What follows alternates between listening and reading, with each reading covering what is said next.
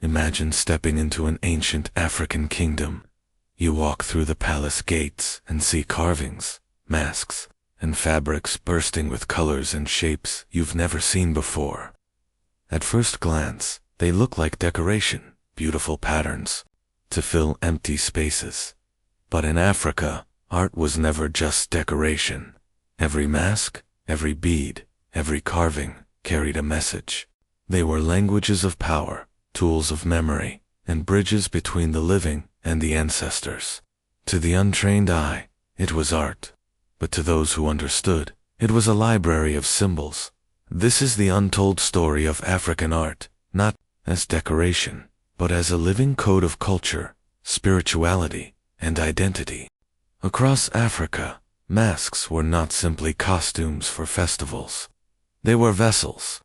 When a dancer put on a mask, he wasn't performing, he was transforming. Among the Dogon people of Mali, elaborate masks represented spirits of the cosmos.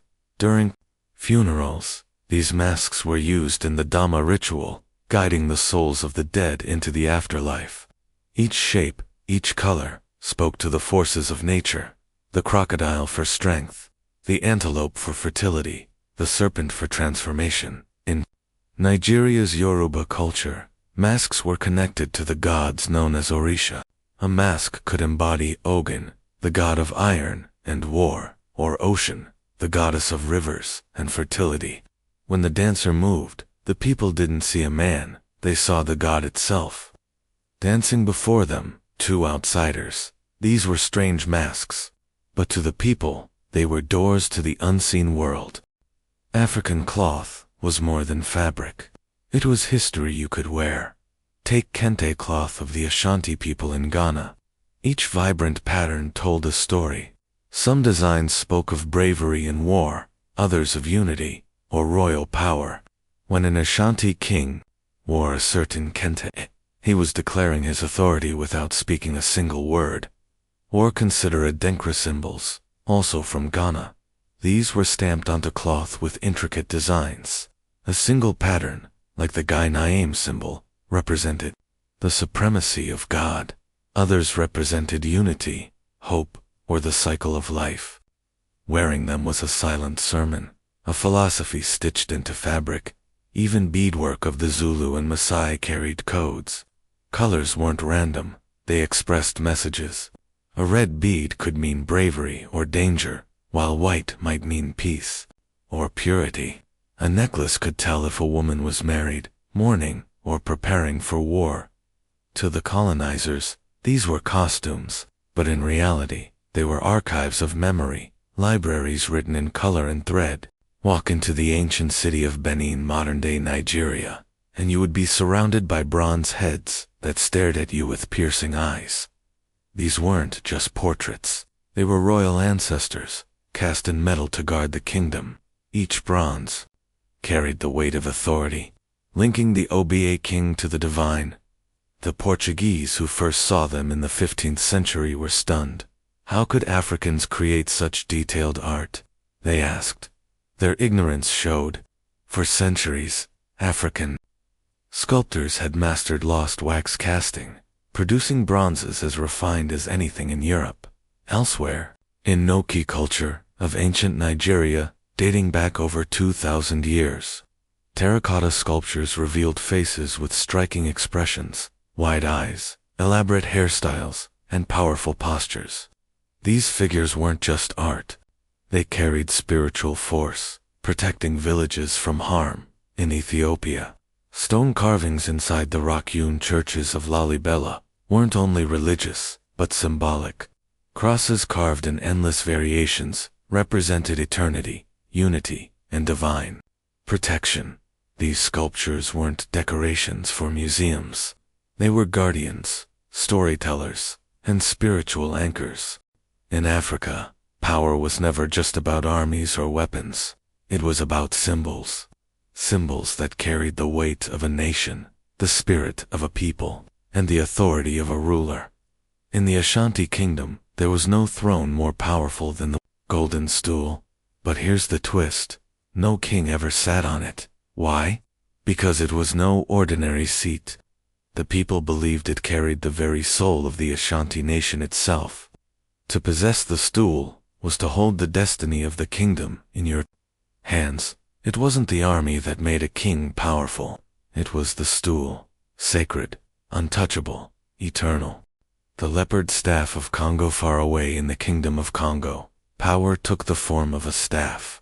But not just any staff, one crowned with the carving of a leopard. To hold, it was to declare, I am the leopard of this land, fierce, protective, and unstoppable. The leopard was not just an animal, it was a symbol of royal authority, strength, and fearlessness. When the king raised his staff, it was a silent message that his rule was as untouchable as the king of the jungle himself. The crowned hairstyles of the Mangbechuand in Central Africa, power was woven into beauty.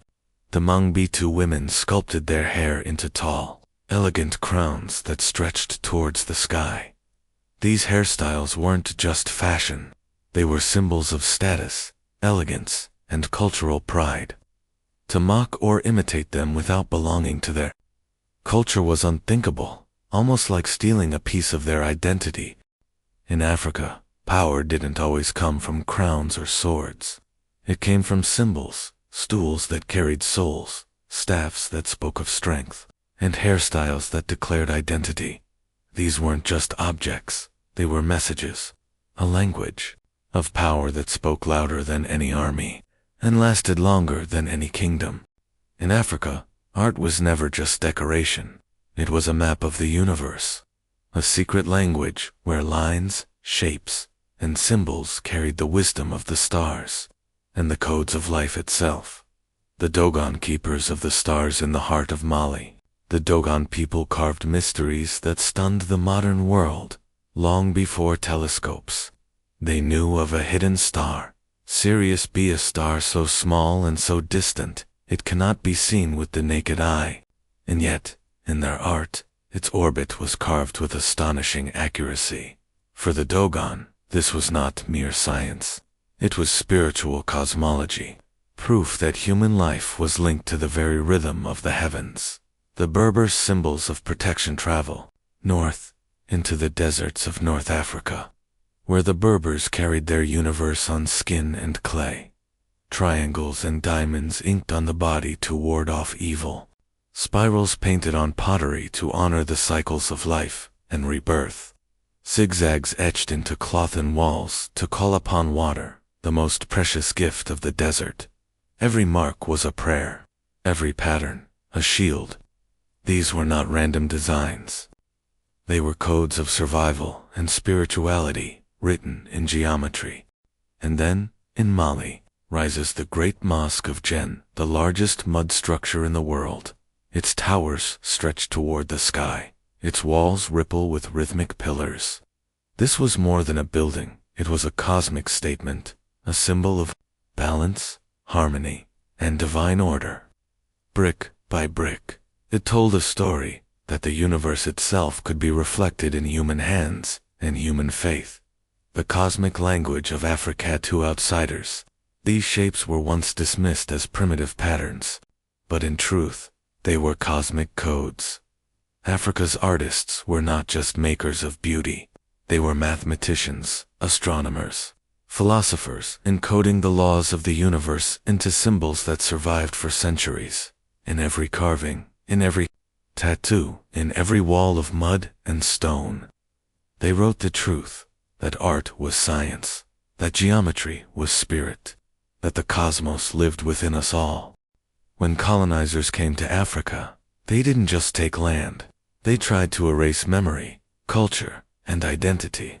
But Africa fought back, and the weapon was not always a sword. It was art. Murals of defiance, South Africa under the heavy shadow of apartheid. Voices were silenced, but on the walls of South Africa, the people painted back. Murals appeared with hidden symbols. Sculptures carried secret messages. Every brushstroke was defiance. Every color was rebellion. Even when words were banned, the art whispered, "We will not be broken." In Ghana, resistance was stitched into cloths. The Adan cross symbols, once used to represent wisdom and values took on a new power. In secret, they became messages of unity and freedom. A cloth worn with certain symbols said more than 1,000 speeches. It declared, "We are still one people. Our spirit cannot be erased." Songs of survival, the Americas across the ocean, enslaved Africans carried resistance in their hearts. They had no weapons, no armies, but they had memory, and memory became art. Quilt patterns turned into maps for escape.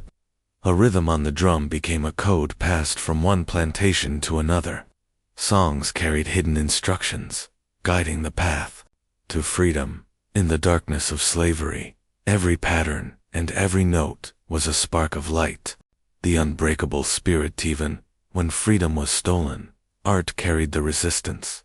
A carved charm in the pocket, a secret song in the fields, a pattern stitched into cloth.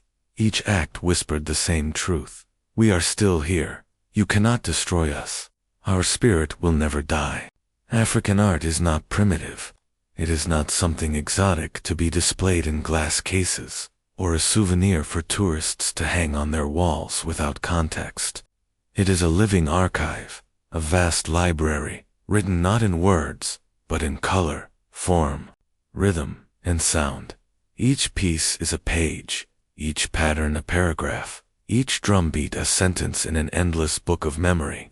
Masks do not simply cover faces, they open gateways.